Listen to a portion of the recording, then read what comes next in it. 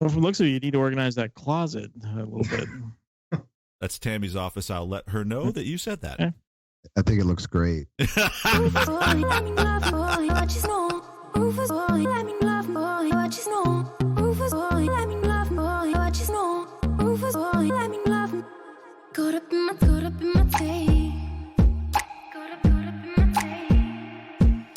care what you said to me, I'ma bite your feelings out. I miss you in the basement, but your brother was a good substitute for you. And if you love me, but you never let me go. When the roof was on fire, you never let me know. Say you're sorry, honey, but you never really show. And I can leave the party without ever letting you know. Without ever letting you know. Rufus boy, let me love boy, what you know. Welcome to Atlas Balked, a weekly chronicle concerning the mundane, weird, and maybe even sometimes dramatic happenings of a simple fantasy baseball league. This podcast captures the thoughts and musings of Greg, Joe, Jack, and Tim, 4 of the 10 owners in the league. This is episode 25 entitled, We Are Always Wrong.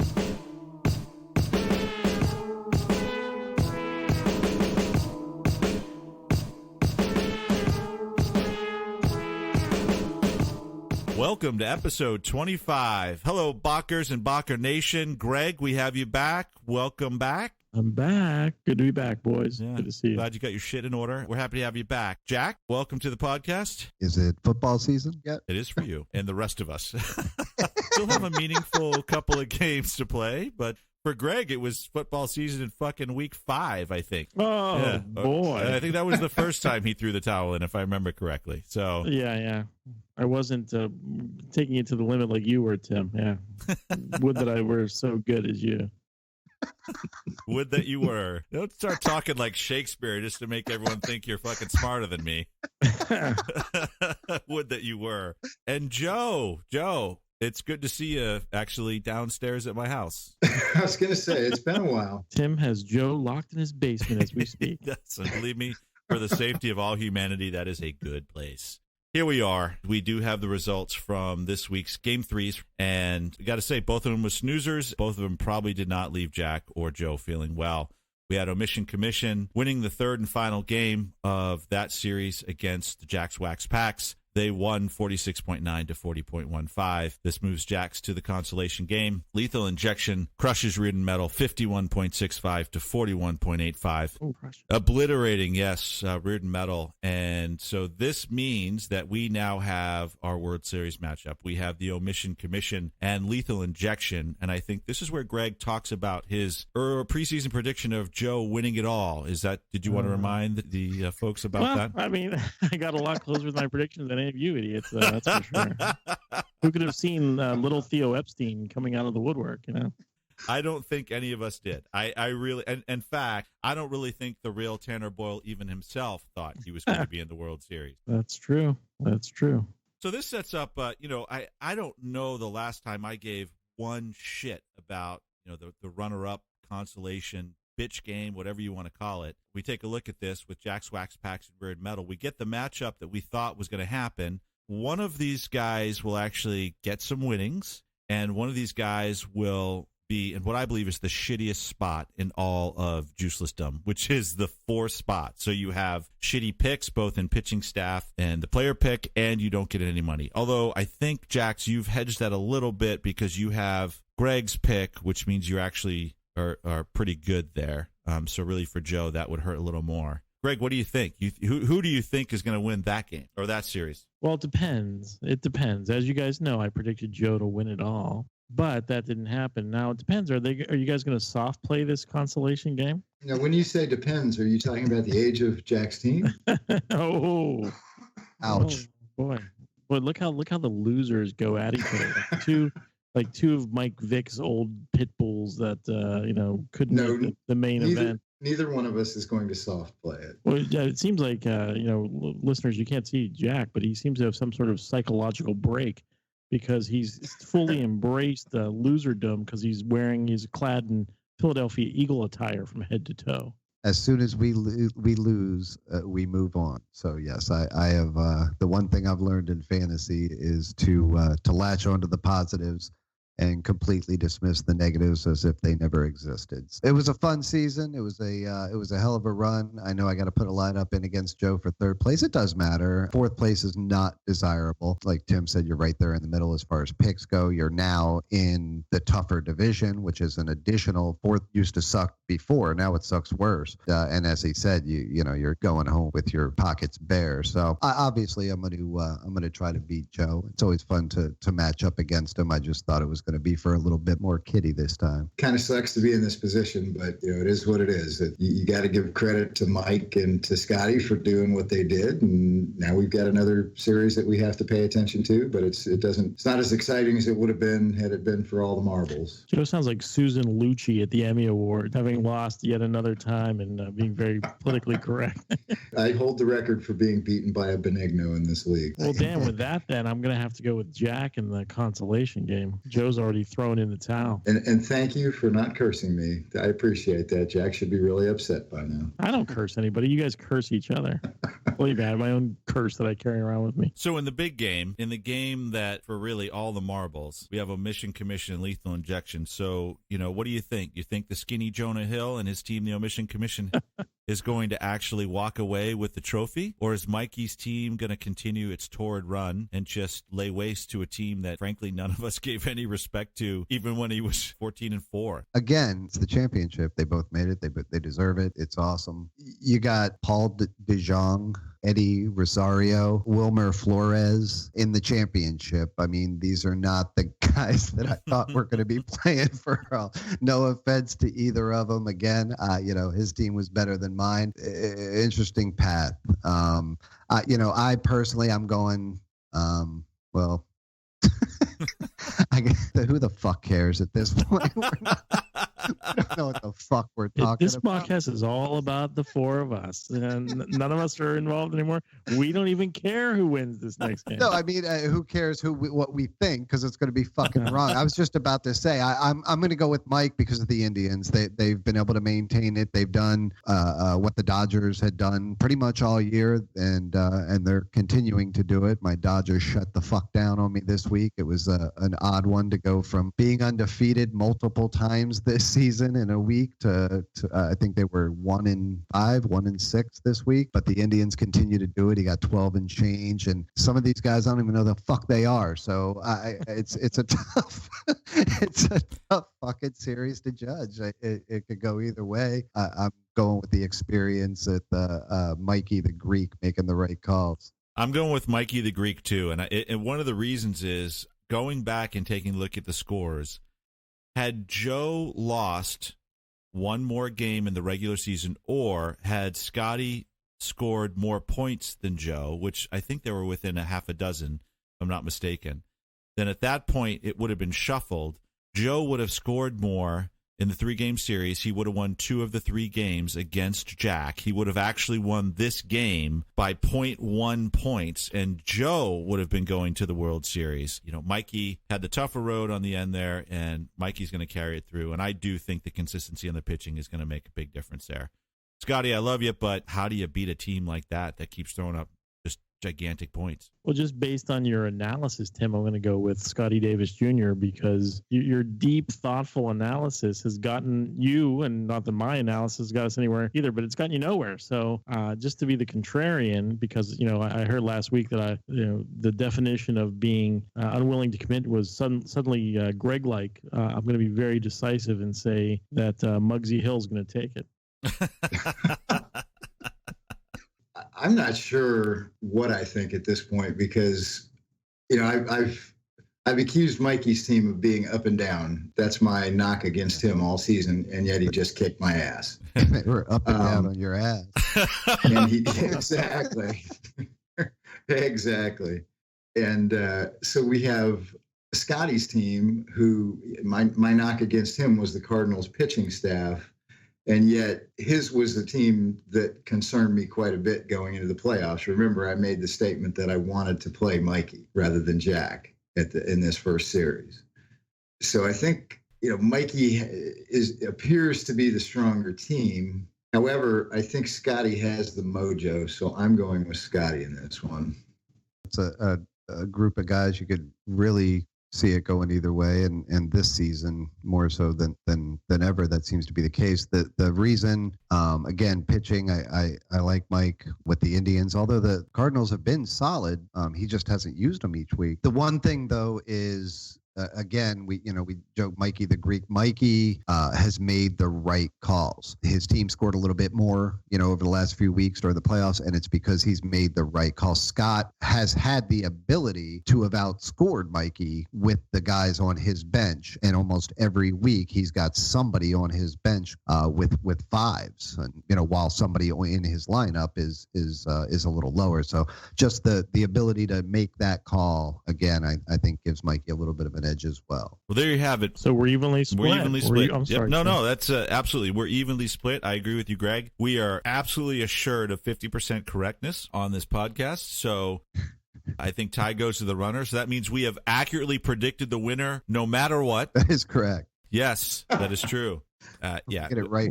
Somehow. I think this calls for a league-wide poll going into the the series. We should poll the rest of the guys in the league, and I'll probably throw out starting lineups to the pseudo scout Justin and see what he thinks. So next week we can try to have our expert quote unquote opinions here on the podcast, but then see what the rest of the team thinks and an objective outsider thinks. If you think we're disinterested, anyone that's not in the World Series is really not going to be clicking a poll. That's just I don't. It's no wonder people are clamoring to listen to this. We're here. We are saying we're the host of the show and we're disinterested in our topic.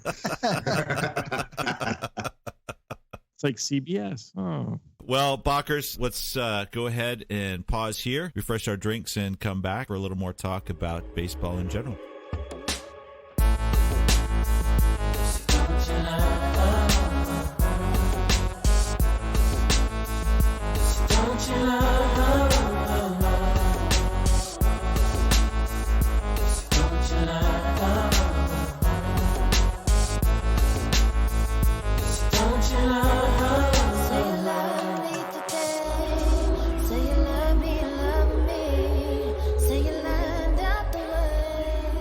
Some of the more interesting conversations we've had have been about these non-existent rules or unwritten rule situations. And I thought of something this week, and and I don't even know if it's allowed, honestly, or if anyone's even done it. And then logically, I was like, well, why the fuck wouldn't I do it? If I'm and then I thought about ramifications outside of my situation, and I decided not to pursue it. But I at least wanted to bring it up and see what you thought. This sounds like a fascinating time. I mean, honestly, I'm intrigued. I don't think it is. Should I do it? I don't know if I should do it. Why hasn't anybody else done it? Done. Right. I'm as of this afternoon, earlier today, I was pretty sure I wasn't going to win, or yesterday. You know what I mean? You couldn't say I wasn't going to win because I had a chance, and I was considering dropping the Cubs and Boston and picking up two, not rookies, because we have a rule, but two young guys that would value me next year, or, possibly in the future. They were young enough, you know what I mean? They're 23, 24-year-old guys, but legal because they're not rookies. Mm-hmm. Yeah.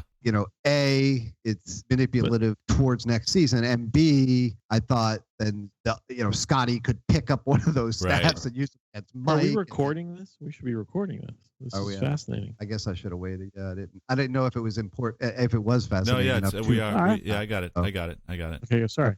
So I considered both situations and decided not to even pursue the question, but I wanted to bring it up now just so we can kind of talk about it and see what everyone's thoughts are on it. Well, you could certainly wait till the final period of the World Series is begun and then do it. I mean, you run the risk of somebody else picking up those players that you've targeted, but you could drop the Cubs and the Sox, once the final week of Scott and Mikey's game is going on, and then it will be too late for them to pick up either of those staffs, but before the season officially ends. Yeah, that's an interesting one, though. I agree with you. Like, to drop a pitching staff that has value, that would be weird. Right. But, Greg is right. He runs the risk of somebody else picking that player up. Right. That's the only thing that doesn't seem fair to the person that's thinking about that move. I get the gentlemanly thing to do is not drop that pitching staff. Right. Is it Jason Worth? It is not Jason Worth.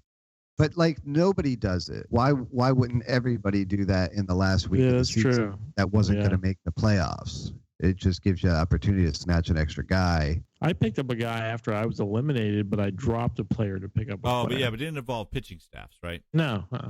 And I'm still playing. So technically, like I said, I couldn't be stopped from making a pickup if I wanted to, but I'm just being honest about it. I wouldn't be somebody I was planning on using against Joe. It's a 20-something-year-old guy that has more than 130 at-bats, which is technically a legal pickup. And then comes in the extra loop, which is I have 3 stats. So I've already sacrificed a player spot for a staff. So would it be okay to do it once, but dickish to do it twice? That makes sense. I don't know how you would. That's weird. And this goes back to the whole thing I was preaching the whole time, which is what's best for the league. I decided internally that it would just be better to not do anything. But again, Jack, you do have a little risk. But again, if you waited until the third scoring period for Scott and Mike has begun, you could do all that. And, right. Then the part where somebody else could be affected goes away, but then it's still a dick move. Like, is it? No, I don't think so. I think it's no. a smart move at that point. I mean, what the hell? We all. Why don't we all do that then? I don't think that's. You do it. Why didn't Greg do it at the end of the season? Because I didn't think to do it.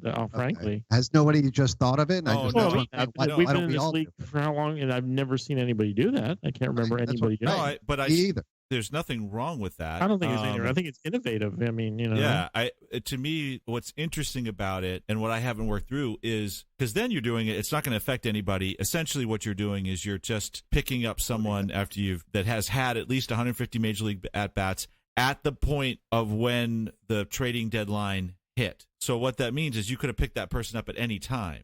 Right. The only thing that's unique is to go into the offseason without any pitching staffs on your roster, because normally the commissioner, kicks them off the roster pre-draft. But I don't think there's anything wrong with what you're suggesting. Well, we would probably have to have at least you have one, maybe, I guess. I don't know. That's what I was going to say. I have 3 right now, so I'm talking about getting rid of 2 of the 3. Which some people already do. Yeah, that Tim already has that situation. Tim did not have 2 staffs, correct? Correct. You finished the season with 1 staff. So if I dropped 2, I would still have 1 staff. Correct. Because I wouldn't. It's funny. I would have never thought of dropping that final staff and picking someone up, but there's no rule about that. Right. That became the second thought. Right.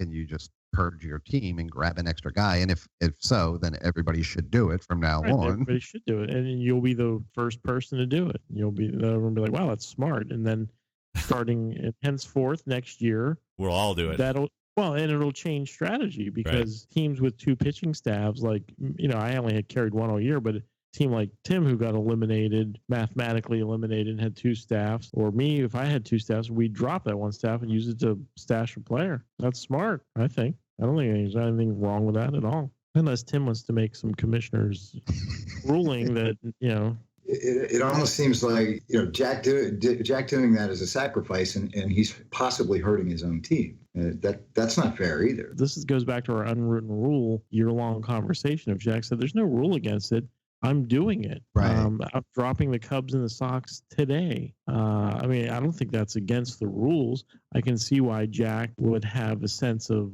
things to do with how it might impact Scott and Mikey, and that's noble, but it's certainly not against the rules. I'm going to do what I think is best for the league and not do anything. However, now that it's been thought of and brought up, maybe something else that we should address one way or the other and make it so that everybody's either aware of it or whatever. I'm really starting to understand what the implications are on this, because in reality, I don't want to restrict someone from doing something like that. But on the other hand, you could materially impact the World Series. And we're talking, thousands of dollars. Only because Scott's an idiot and hasn't gotten a staff yet. That's the only reason. Otherwise, normally 2 teams that are in the World Series have 2 phenomenal staffs. Just Scott hasn't done that. He's really suffering as a result of it, too. Yeah. What you've done is you've just created a market, and they could bid against that pitching staff. True. Now, We could- Mikey, yeah. he wouldn't, but maybe Mikey would bid to keep that staff away. They know they're going to get One of them's getting the money anyway. right. Right. You kind of create this market, and it's a market that essentially the only person that purely benefits from it is the third place winner, because it just True. keeps pumping up what the pull is at that 15% True. share. I have a good suggestion for this, Tim, as a commissioner, and this is, I'm not kidding, like you have some authority to make decisions, right? And Jack is clearly operating in I'm not kidding, the best interest of the league, Why do you have to keep saying you're not kidding? because Jack has a smile on his face, like I'm about to deliver a one-liner. No, it's okay. So sorry. What I was going to say was I would support your authority as commissioner saying, hey, listen, since Jack's operating with the best interest of the league in heart, I'm going to authorize Jack to let me know those players' names this one time, because this is a new, Jack thought of something very interesting. Everyone's going to want to do it. It's for the good of the league. He's well within his rights to do it right now, but he's not going to because he thinks it would interfere with competition. So, Jack discreetly or even publicly tell you who those players are, and then they're on some sort of restricted list from being picked up until after the start of the third scoring period. I'm not kidding. See, that's why. So here's what I hear: Jack can either discreetly or publicly tell you. Oh, however, whatever. What I'm saying is that's just smacks of cronyism. Like, well, because we're tight and on this podcast, he can somehow get a beneficial ruling from the commissioner. Where no, quite the contrary. You're the commissioner. He could do it right now. He has the. There's no rule against him doing it right now. There is You're not. both acting in the interest. You're not acting in Jack's interest per se. You're not advantaging. I mean, the only two players right now that matter are Scott and Mikey, and you're not giving advantage or disadvantage to one of those by what you're doing. It doesn't hurt the two guys who are still actively playing. I mean, Joe and Jack are, but it's meaningless. But you're making a decision that's in the best interest of the league and is fair to Jack, who's also acting in, I believe, a selfless way. No, I'm not going to do that. But I'd be interested to talk it through because, which we're doing. But there's no rule that says you can't. It just, in this case, since Mikey has a staff, he's probably going to keep. Oh, would I be pissed if I was Mikey and Scott picked up the fucking Cubs or the Sox and beat me? Right, That would piss me off. Right. I can't imagine who Jack wants to pick up. What's interesting is I actually thought once the trading deadline and pickup deadline hit that no player could be picked up unless there was an injury. I checked with the arbiter of all that is seen and unseen, and at the time, and he said, no, you can pick up a player as long as they have 150 major league bats at the time. At this case, it was August 2nd through August 2nd. You can actually pick them up, and the league did, and I think Greg, you had made some shrewd pickups that way. If I'm not picked up mistaken. Beckham because he got super hot after he got traded, and I took a flyer. What's interesting is that we're not saying that Jack can't drop a different player and pick them up. It specifically has to do with pitching staffs, but given that it's 20% of the scoring, and given where Scotty's been with pitching staff, that is a material consideration. And if Jack hadn't said anything and he just dropped it, I don't know that I wouldn't have stepped in as a commissioner, at least paused it, because that is a potential series-moving type move. Well, technically, just to clarify, and again, correct me if I'm wrong, or call Chris. Oh, he's the. I was wondering who the fuck's this arbiter that Tim's. Well, if you were on the podcast once in a while, you'd know. Yeah, sure. Show up, man. Right. Yeah. Go ahead, Jack. Yeah, I think even Scott was on. Yeah, he was talking about it. We're only talking about Joe, Scott, and Mike. Once you're out of the playoffs, once you're not playing, then you cannot pick players up until next season. Is that correct? I don't know. I believe that is the case. Once your team has stopped, then you are no longer. No, we had pickups that were going on, and Chris said that was okay. He did. Yes. After really okay.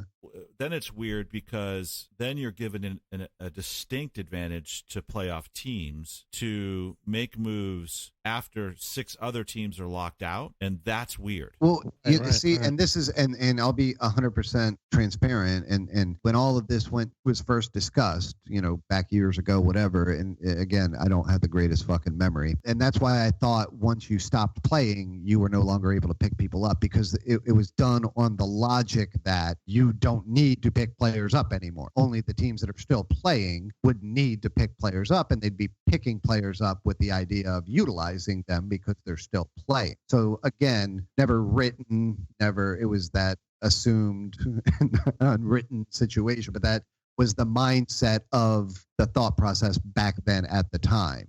With that in mind, what I'm talking about doing is almost manipulating that mindset too, because I'm not talking about picking guys up to use against Joe. Right. I'm talking about young guys that'll probably go in the draft at some point next year. You know what I mean? Mm-hmm. Jumping on it early because I went all season with less players than you guys and held the extra staffs and so on and so forth. So What was that?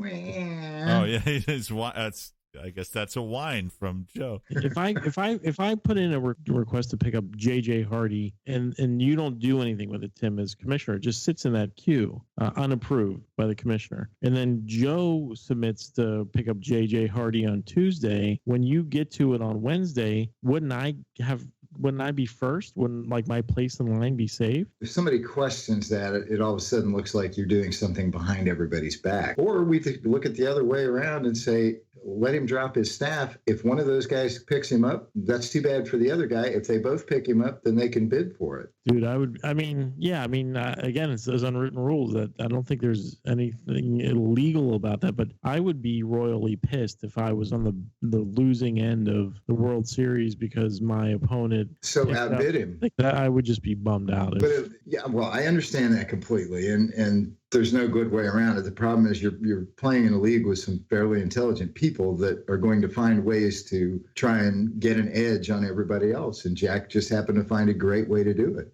And I don't know that you can legislate it out in a fair way. I think Tim sending a commissioner statement that any transactions prior, except for the guys competing in the World Series, will be all approved on the last Thursday of the season. And, in that case, the order in which you put a claim in for somebody will take precedent. Listen, you're talking about the last guy that's ever going to want to be a tyrant in Tim. He doesn't want to make... No, but what's unfair about that? I'm saying that you put your name in. I put in for JJ Hardy today, so I was first to him. Yeah, Joe, it sucks you wanted him too, but you waited till Wednesday. Now Tim's approving all these things on Thursday. I was first. There's nothing unfair about that. The rule and is Tim's that not choosing. If 2 people tag him before that deadline, they have to bid on it. Oh, is that the rule? Okay, Yes. I thought it was the person who put in first. Okay, no, that was my question. no, what I'm saying is I have 3 staffs where Okay. Tim has 1. But you chose to have 3 staffs. to I keep understand. somebody else from getting them. So I thought about this at the beginning of the playoffs. Mhm. The reason I didn't do it then is because I didn't want Scott to pick up the staff and use it against me. Right. So obviously at that point I was like, okay, you know what, fuck it, I'll just wait and do it at the end when it doesn't matter. Of course, I thought I was going to do it at the end of the World Series when I was winning.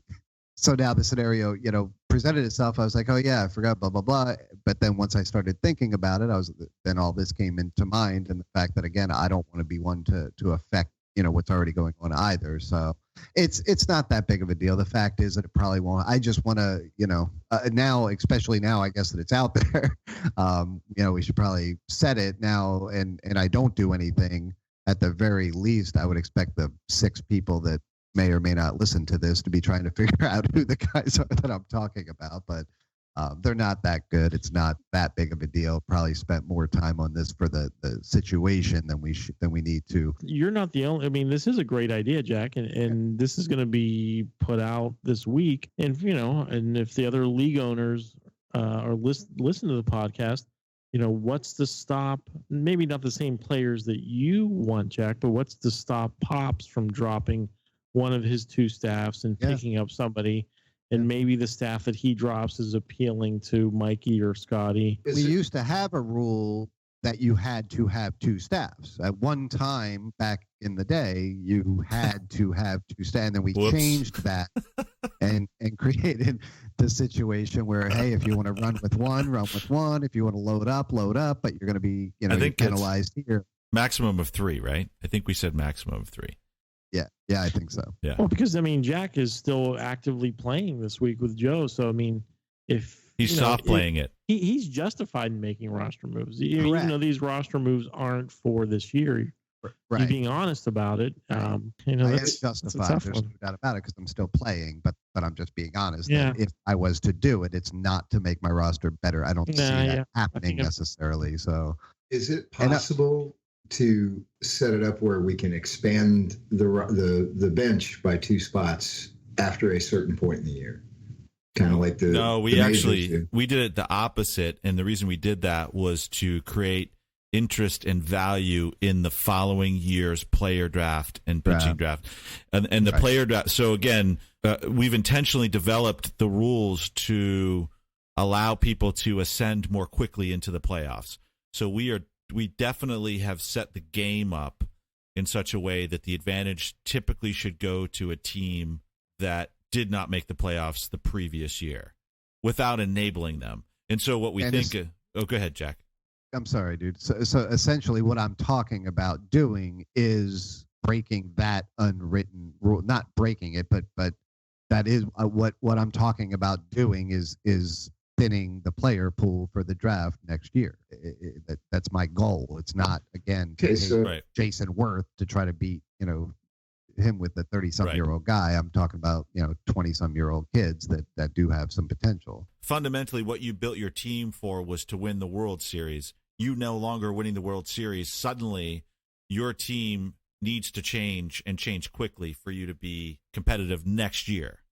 I might be okay competitive, but yes, my mindset. Sorry, what I mean is that you needed to get younger. Yeah. No. My mindset changed. Yeah. No doubt about it. And I have these spots on my team that were specifically for a World Series run that have zero fucking value to me now. The Cubs, and although the Cubs and Boston were both better than the Dodgers. Yeah. The one suggestion I would say is if you do have a player or two that you want to drop, or that you would be fine with dropping or plan on dropping, then I would say go do it. Just go do it, because we've been doing that so far in the playoffs. It's the pitching staff that is funky, and I just think I just think we need to think through it, because it is material in this World Series. The other part of this is that now this strategy is now open for everybody, because Jack articulated it. So if you don't have players that you want to drop, then I would say at this point, do what Greg says, make your submissions. I will not execute the pitching staff ones until, I guess it's literally 12:01 a.m. on Sunday night of the start of the final World Series game. I'm not going to do anything at this point. Whatever. We can talk about it further. We can, again, add it to the list of things that we need to discuss in the off season during our winter talks. So so Jack and I will connect tomorrow, and we will kind of exchange notes on things we need to tighten up, and then I'll take a first pass at it, and then we can kind of at least we can get the commissioner crew together. And Greg, if you want to participate, you're certainly welcome as a representative of the general player population. Of the unwashed masses. He won't show up. Thanks. Right. Yeah. Oh, brutal. That was far more interesting than I thought it was when you first mentioned it. That when you start to unpack that, thank you. I really appreciate you bringing that. I do need to get some more caffeine. So why don't we take a short little break here? We'll come back and we'll. Yes.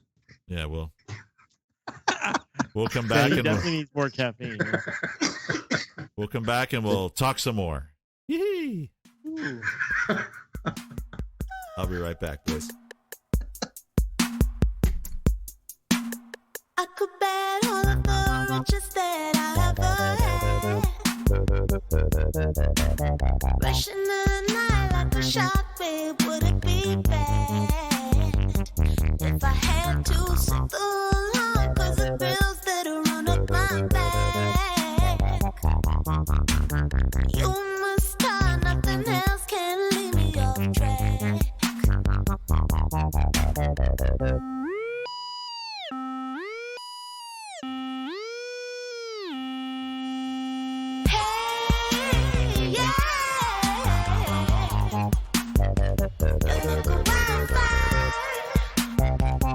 got me rising high. Your innocence. Okay, Balkers, welcome back. If you're still awake after that last conversation, we'd like to maybe go in a little different direction. And Greg, I know that you had lived in southern Arizona at one point and had some interesting dealings down there. So I'll go ahead and hand the microphone over to you and let you take it away. Sure. Well, one of the things for listeners, I've recently had the pleasure of having my teenage daughter come to live with me, and that's been a great experience. And yeah, one of the things that she's become interested in, and I wanted to ask you guys your opinion on.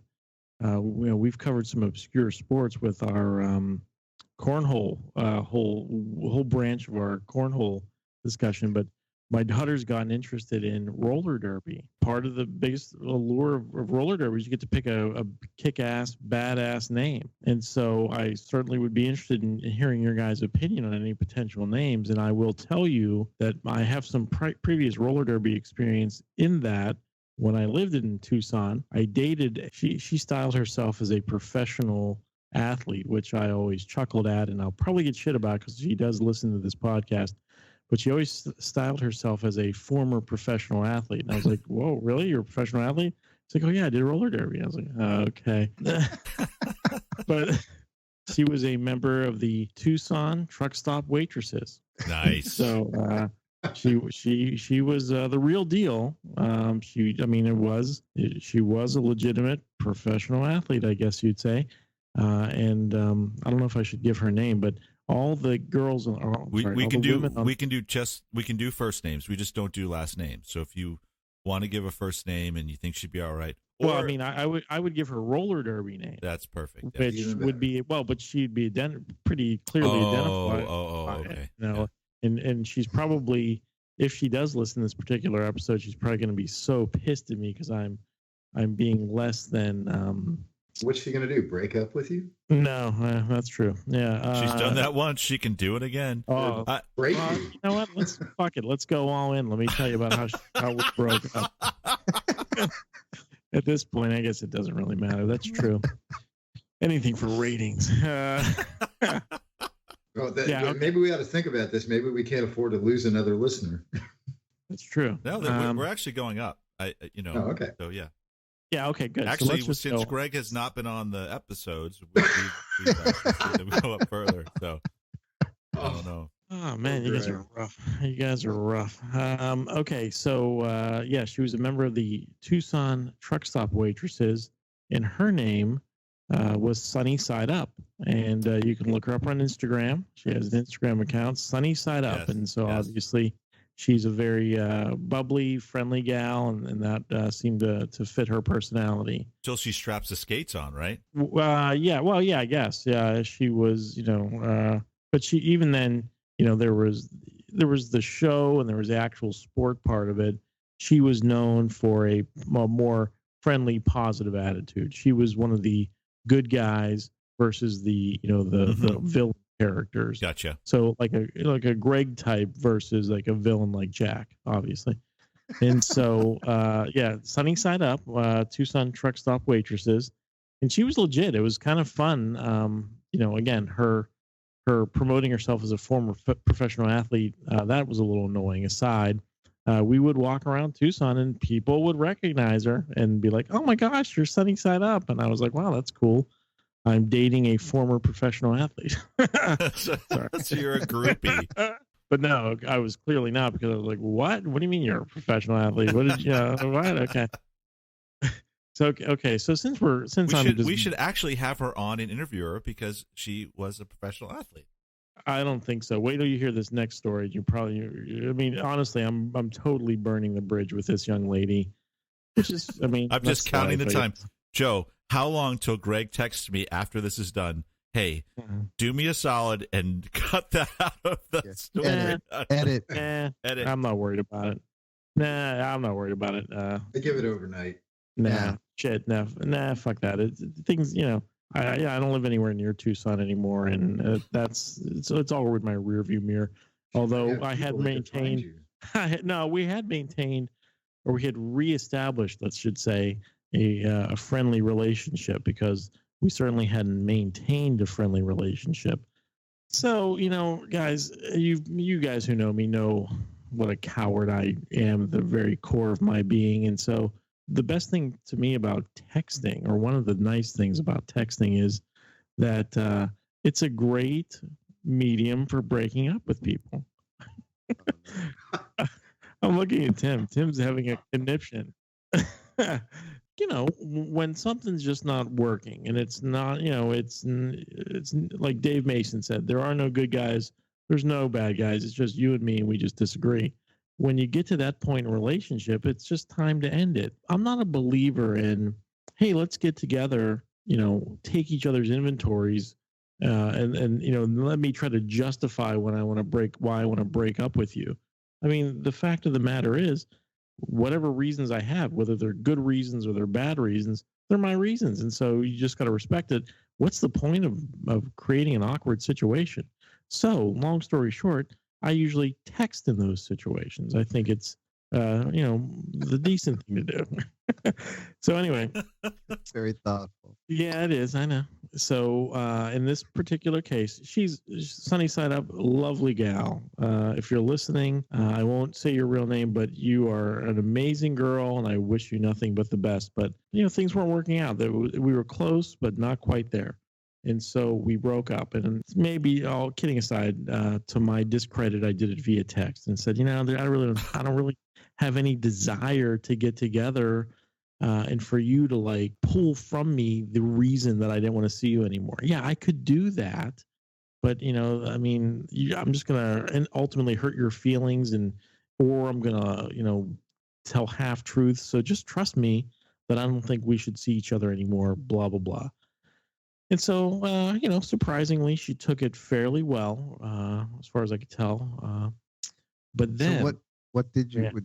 Your shit's out front smiley face emoji. Oh, dude, very close to the truth. Very close to the truth. No, so a couple of days passed, maybe a week or two passed, and I was like, wow, I'm in the clear. This is gonna go painlessly, which is great. And then all of a sudden, I get a text alert one day, and just I open it up, and you can immediately see there are pictures, and it is like a fucking novel length text. Backtracking a little, this is this is really this is gonna really set me up for my endeavors to date here. One of the things that one of my things, I guess, is you guys know what a passionate, loyal sports fan I am. Ladies will give you the number to call in as soon as he's finished. If I'm not dating somebody who has pre-established team loyalties, which if they did, I would absolutely respect that. But if they don't, I'm going to attire them in Pittsburgh Steeler gear, Penguin gear, Pirate gear, Penn State gear. If at all possible, if the young lady's open to it, and I'm respectful, I don't certainly make girls dress in these outfits, but if they're interested, Joe Green jersey. Yeah. But if they express interest, I'd say, hey, I could get you a little Steeler jersey if you'd like. And in this case, Sunny was amenable to that, and I was all too happy to get her some Steeler attire. Back to the story. I get these photos in this novel length text. This is interesting because she clearly thought that I had a love of the Steelers that was on par with my love of America or something like that, because she incorrectly, as it turns out, assumed that to desecrate anything that was Steeler related, I would put it on a level with desecrating like the U.S. flag or something like that. Because the pictures that she sent were the little Steeler shirts that I'd gotten her, laid out on her back patio, and she apparently had collected the fecal matter of our little cute little dogs for several days, and it was like the little Steeler jersey and T-shirts that I'd bought her, But this one, maybe it was just the one T-shirt. I think she probably kept the other jersey because she did look pretty cute in it. See, I'm not all bad.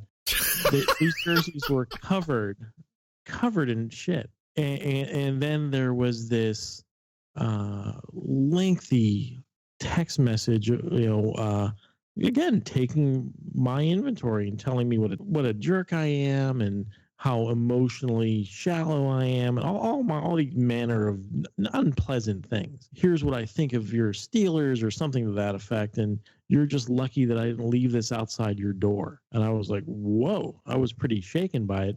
But actually, I was pretty flattered by it as well, to inspire such such a visceral reaction. I was like, man, I really rocked this girl's world, But and so I was like, well, okay, good decision on your part, Greg, ending that relationship. Clearly, not a meeting of the minds. But then, time heals all wounds, and we began goddamn social media. We began, we regained contact, as it were. But which I'm sure will soon end as a result of this segment.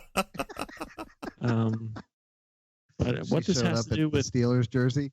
Yeah, exactly. What this has to do with roller derby, really not much, I guess, other than, I dated a former professional athlete in Tucson. Well, Sonny, if you're listening, we know there's another side of this story. We'd love to get it. So, if you do want to come on. Absolutely. Yes. Just direct message me through the app, and we'll make sure we give you a voice to this. And we love Greg, and we love this story, and you probably have a good side of it too. Oh, can I tell you something else? And in this, if we're still recording, I don't know if you could mix this in or not, but so I did listen to the other episodes, of course, and it's so interesting. This is another Greg romance story about to come down. So I had a girlfriend when I lived in New Jersey. And great girl. Great girl.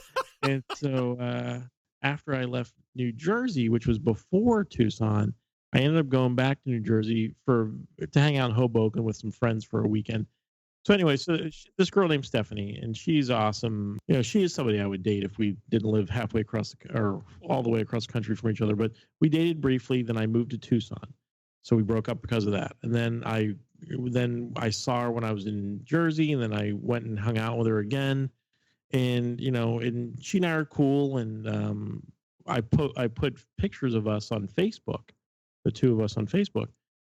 And I'm getting there, guys. Sorry. And one of the people who commented on the pictures, it was one of her friends, and I was like, who the fuck is that guy?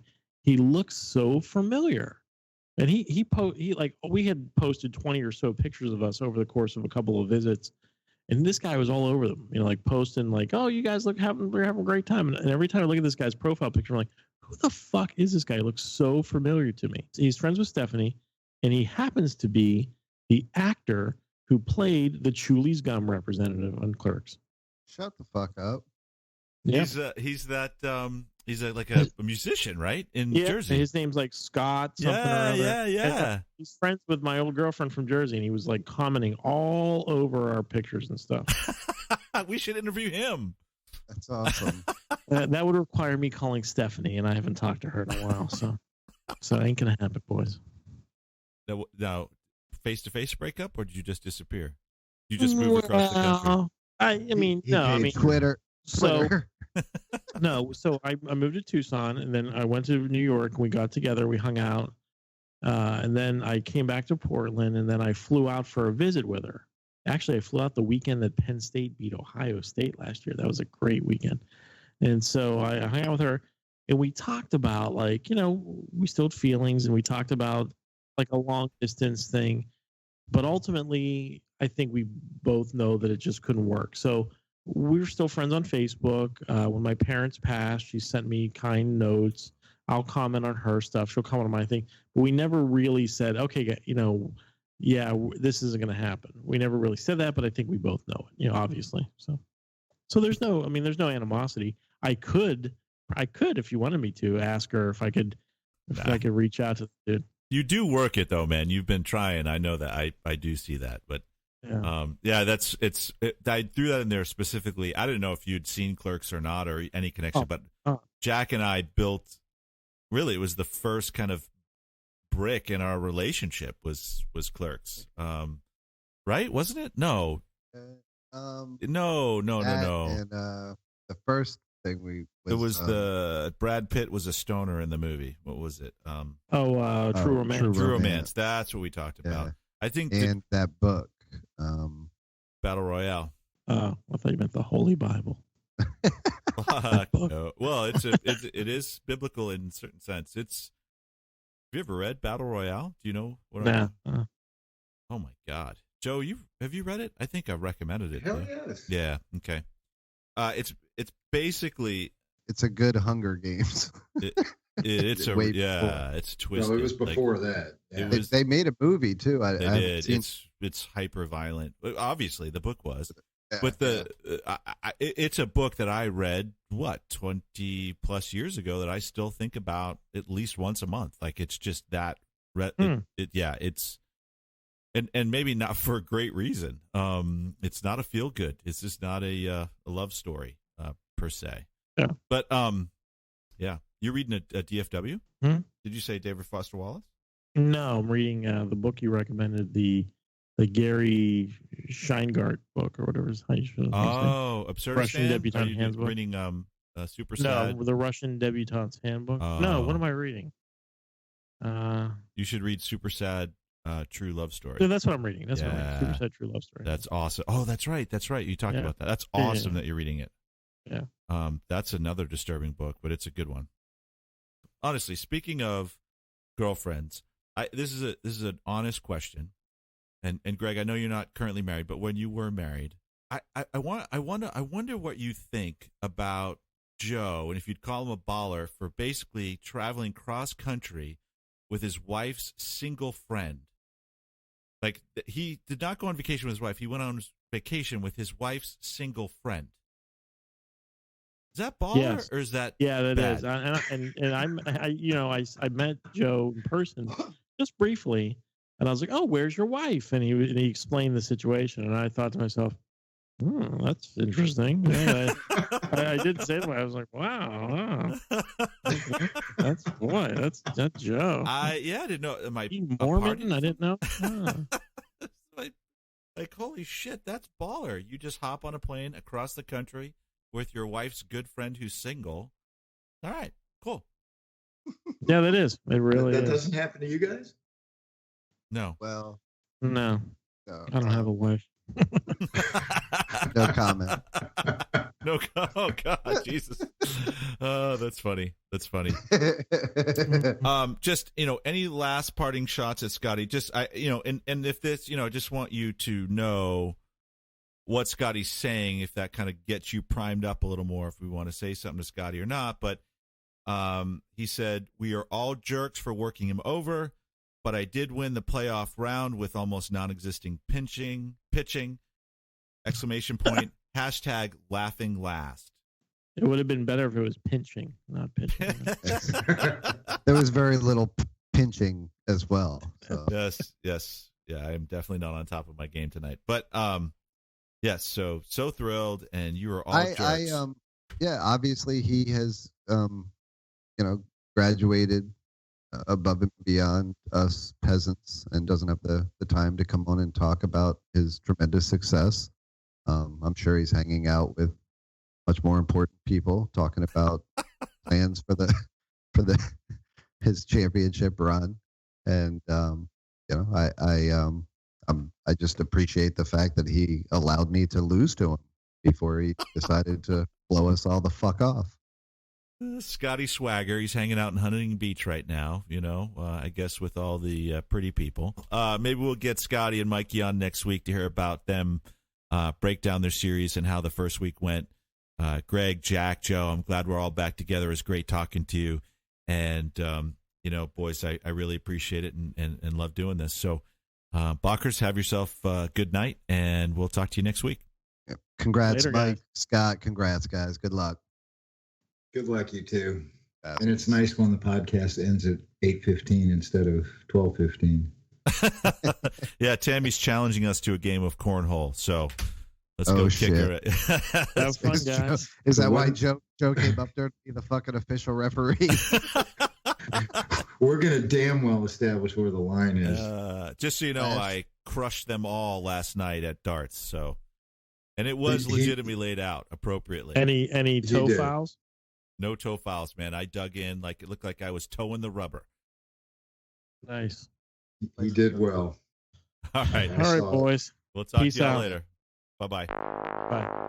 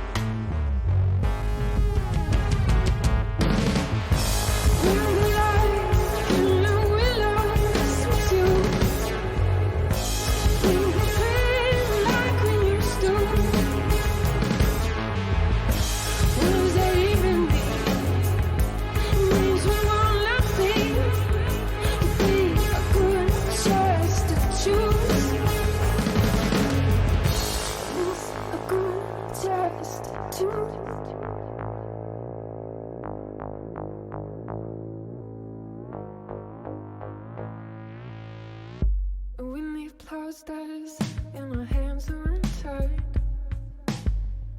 Will you believe me that I love you? But would it fool like that to beg you again and again to believe me that I want you? And now we both can see. I see you in my dreams. There you are.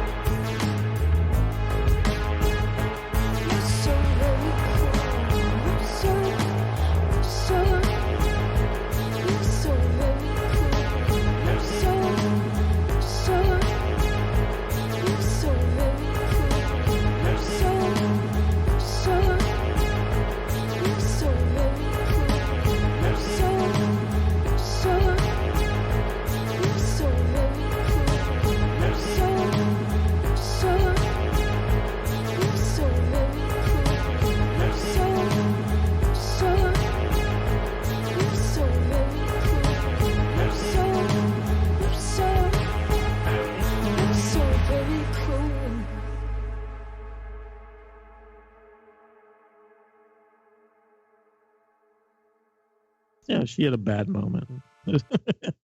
Yeah, it was dating you. Yeah, right. Exactly.